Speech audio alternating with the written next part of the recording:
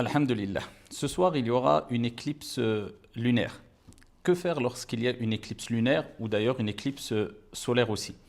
Avant tout, il faut savoir que le prophète sallallahu alayhi wa sallam nous a rappelé dans un hadith de Bukhari Muslim avec plusieurs versions de Bukhari Muslim que le soleil et la lune sont ayatan min ayatillahi subhanahu wa ta'ala. Ce sont deux signes parmi les signes d'Allah subhanahu wa ta'ala. D'ailleurs, toute la création d'Allah jalla wa ala est un signe pour nous. Et il utilise quelquefois ces signes, Allah subhanahu wa ta'ala, afin de nous faire peur. Non pas qu'Allah azza wa jalla veuille notre mal, mais Allah subhanahu wa ta'ala veut nous rappeler à l'ordre afin qu'on revienne vers l'essentiel. Il nous fait peur pour se rappeler l'au-delà. Il nous fait peur pour ne pas être noyé par les plaisirs du bas monde, de sorte à oublier l'au-delà et à se préparer pour l'au-delà. Et il nous rappelle dans ce hadith, le prophète alayhi salatu wassalam, que ce sont des signes à travers lesquels Allah azza wa jal nous fait peur.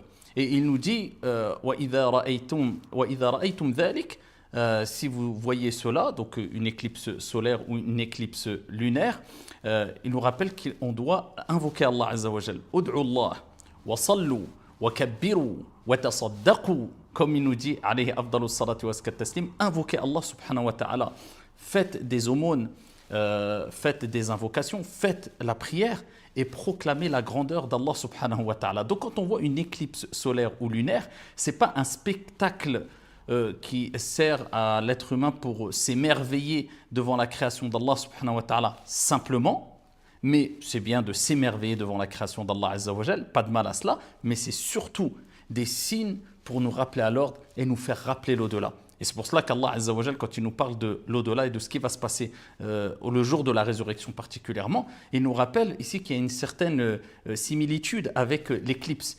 Il nous dit فَإِذَا بَرِقَ الْبَصَرُ, lorsque la vue sera éblouie, وَخَسَفَ الْقَمَرُ, et que la lune disparaîtra, وَجُمِعَ الشَّمْسُ وَالْقَمَرُ, donc la lune s'éclipsera et sera rassemblé le soleil ainsi que la lune.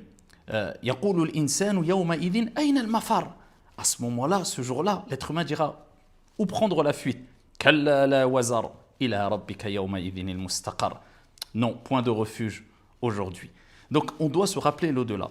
Et qu'est-ce qu'on doit faire particulièrement? Donc j'ai dit tout à l'heure, donc on invoque Allah subhanahu wa ta'ala, on proclame la grandeur d'Allah azza wa jal, on se repent auprès d'Allah subhanahu wa ta'ala lorsque l'éclipse solaire ou lunaire a lieu, et on fait des prières. Et particulièrement ce qui relève de la sunna, c'est salatul kusuf wa salatul khusuf. Donc c'est la prière solaire et la prière de l'éclipse solaire et la prière qu'on fait quand il y a l'éclipse lunaire.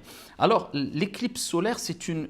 Donc je parle particulièrement dans l'école de l'imam Malik rahmatullahi alayhi, c'est une sunna muakkada fortement recommandée qu'on accomplit. Ici on peut l'accomplir seul à la maison, mais on l'accomplit, c'est recommandé de l'accomplir en groupe à la mosquée, contrairement à la prière qui est la prière de l'éclipse lunaire, qui est mandoub. Donc c'est une recommandation, mais moins forte, moins appuyée que pour l'éclipse solaire. Et par contre, pour l'éclipse lunaire, dans l'école malikite, c'est recommandé de l'accomplir seul à la maison, puisqu'elle a lieu le soir, de l'accomplir seul à la maison plutôt que de l'accomplir en groupe à la mosquée. Il y a une divergence sur la question, c'est des sujets de jurisprudence, hein, je ne rentre pas dans les détails. Comment on accomplit cette prière-là? Alors, il suffit de faire 2 rak'at, 2 unités de prière. Par contre, ils ont une particularité, ces 2 unités de prière. Donc, on fait les ablutions, bien sûr, comme pour une prière. On se dirige vers la qibla, on dit Allahu Akbar, et on fait une première rak'at. Par contre, la prière, elle doit être accomplie avec 2 inclinaisons et 2 prosternations. C'est-à-dire, on dit Allahu Akbar, on récite Surat al-Fatiha et on prolonge longuement dans la récitation du Coran. Donc les références, c'est pour la première rak'at, Surat al-Baqarah, et ensuite on reprend avec des longues sourates, d'accord? C'est pas forcément demandé de réciter Surat al-Baqarah, Surat al-Imran, mais c'est recommandé de prolonger énormément dans la récitation. En tout cas, vous faites ce que vous pouvez. Donc on fait la première rak'at, Surat al-Fatiha, on récite le Coran longuement, ensuite on fait le premier ruku', Allahu Akbar, on prolonge le ruku' aussi longtemps qu'on était en position debout. Ensuite, on dit Sami Allahu liman hamida rabbana wa lakal hamd. Et au lieu de se prosterner, on récite une nouvelle fois Surat al-Fatiha. Ensuite, une sourate du Coran longuement encore. Ensuite, on s'incline une deuxième fois, Allahu Akbar.